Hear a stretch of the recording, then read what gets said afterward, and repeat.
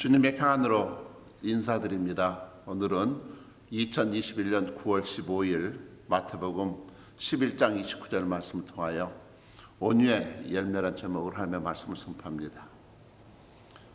힘도 있고 또 자신감도 넘치고 일도 잘하는 한 친구가 있었는데요. 그런데 그에게는 신실한 또 아내가 있었습니다. 그런데 그 친구 하는 말이, 목사 친구가 참 이상하지, 자기가 일을 다 저지르고 큰 소리 땅땅 치는데 일이 되어지는 걸 보면 항상 아내의 뜻대로 되었다는 것입니다.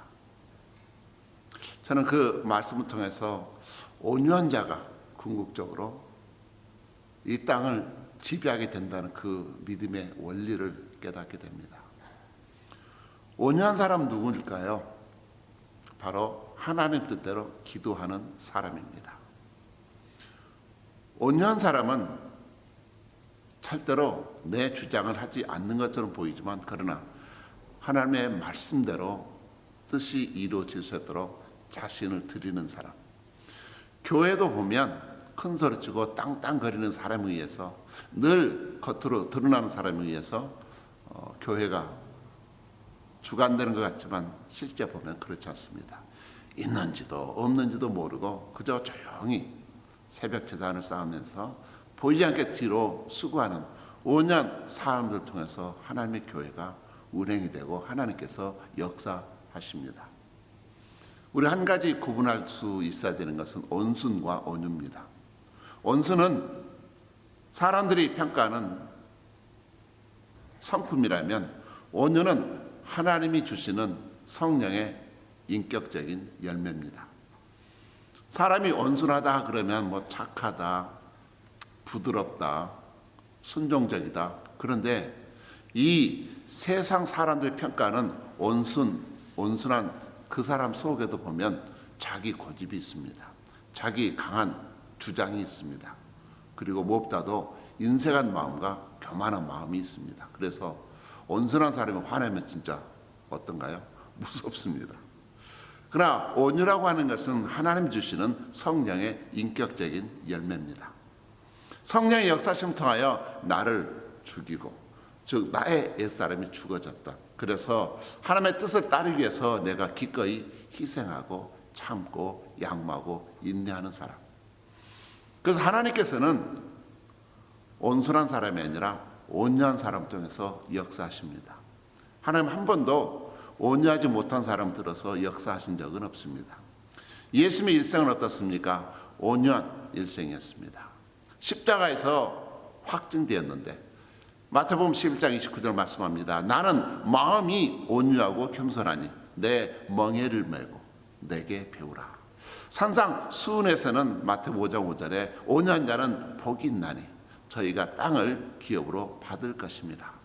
예수님은 온유하게 사셨고, 온유한 자가 땅을 기업으로 받는 그 믿음의 역사를 통하여 많은 사람들의 영혼을 얻었습니다.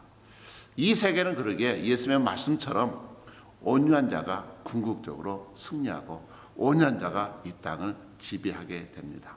하나님께서 온유한 자로 칭찬했던 사람은 잘 아시는 모세입니다. 민수기서 10장 3절에 이 사람 모세는 온유함이 지면의 모든 사람보다 더하더라. 한때 모세는 어떤 사람이었습니까? 혈기가 등등하고 정말 누가 봐도 당당했던, 혈기 왕성했던 40세, 자기 민족을 해하는 애굽인을 보고 그 관리를 손으로 죽일 정도로 의협심이 있었던 그런 강한 자였습니다. 그러나 그 인간의 정의감으로 살인자가 되지 않았습니까? 그런 모세를 하나님은 광야 40년 동안 미디안 광야에서 아무것도 없는 그곳에서 하나님의 사람으로 훈련시키셔서 온유의 성령의 열매를 맺게 하십니다. 40년 동안 양치는 목자인데 양은 정말 고집스럽고 우둔하고 또 겁이 많은 동물입니다. 광야 40년 동안 이스라엘 백성들은 양처럼 하나님이 다 먹여주시고 입혀주시고 만나와 메추라기로 먹여주시는데도 늘 불평했습니다.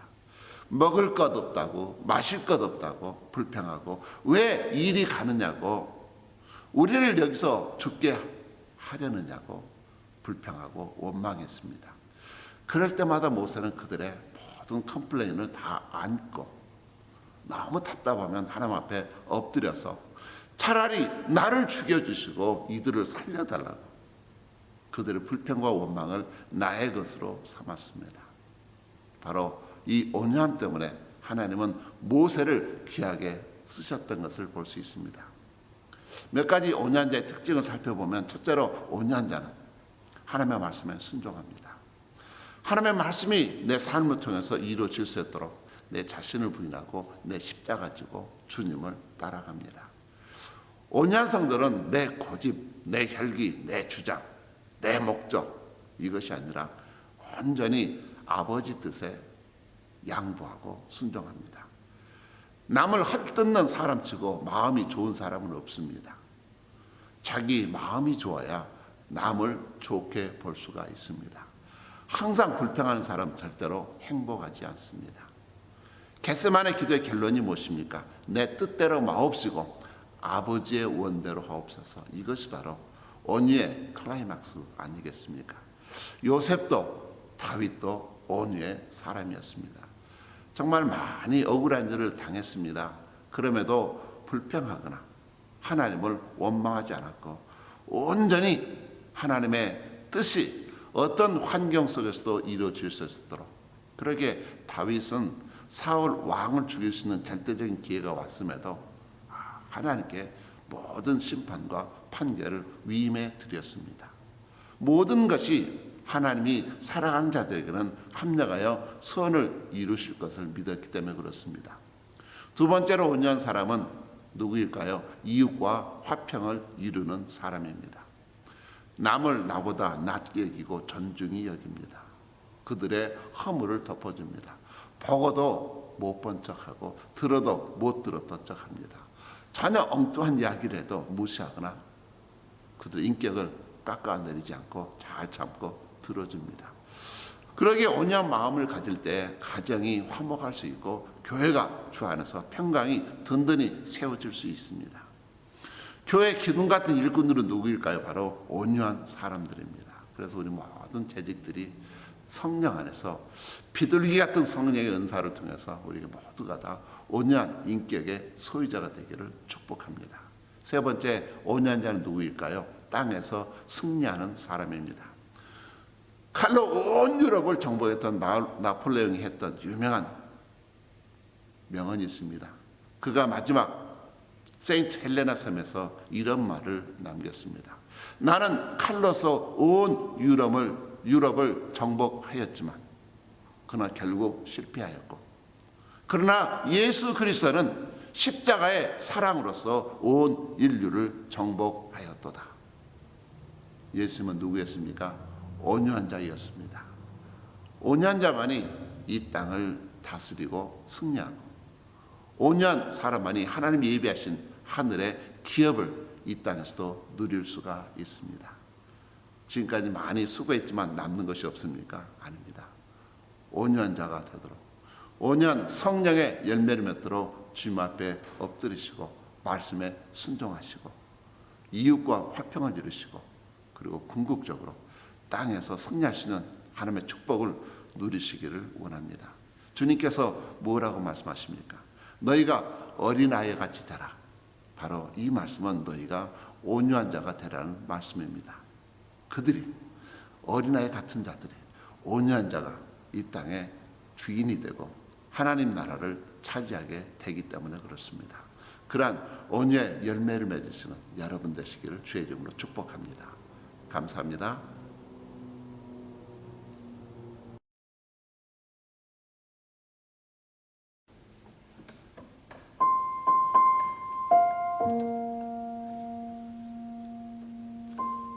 온유한 성도는 성령 충만한 자이고 진실로 하나님을 사랑하고 하나님의 예배와 경배를 통하여서 내 자신을 온전히 주님께 드리는 자입니다.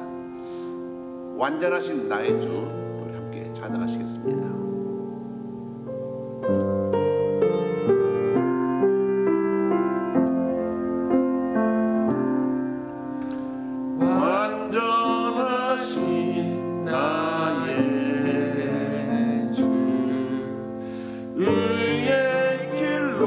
날 인도하소서.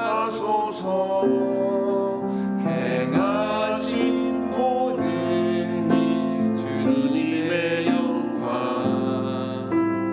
다 경배합니다. 예배합니다. 찬양합니다. 주님만 날 다스리소서. 예배합니다. 찬양합니다. 주님 홀로 높임 받으소서.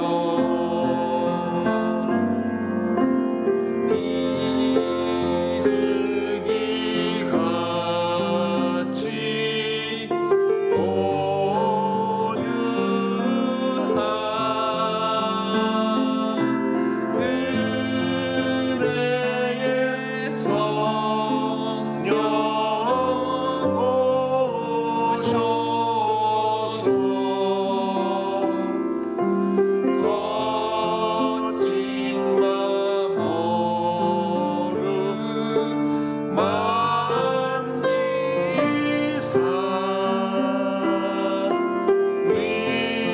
위로와 평화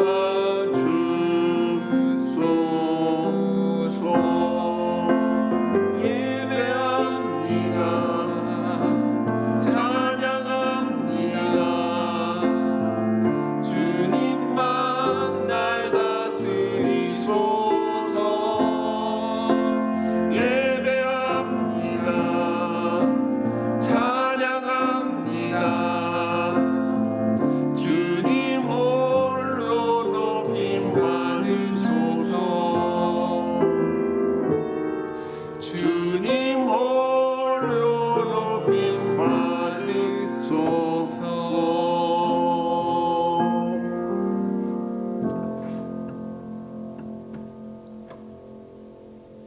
온유한 자는 나를 드러내지 않습니다. 완전히 주님만 드러내시고 우리 주님 뒤로 숨으시는 한 주간 되시기를 축복합니다. 감사합니다.